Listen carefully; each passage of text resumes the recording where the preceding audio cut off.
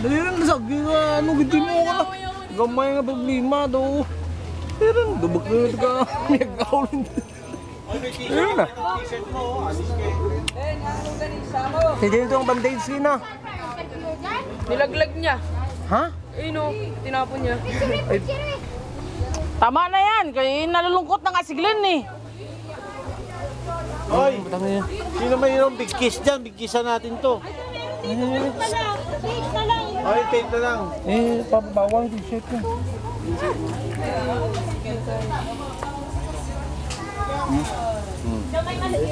Dito, may tape, may tape.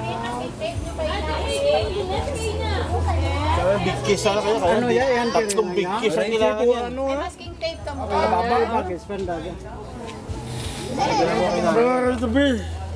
Ay, sa baba oh. Sa baba pa. Uda yung sagi ka. Tama na kayo mangulay kami. Akin na sa baba. Nang gaganyan ni si Emma, ikaw buntis ang asawa mo. Tama na naman itong bastos ng mga kapatid. Hindi yan. Doon pala sa labas, hinantay ka eh. Antay ka doon sa labas. Tabi, baka na mama. Hindi rin daw. Dito ka. Ano, uwi ka ba ngayon o hindi? Magkukuma ba sa kasama ko sa baba ko?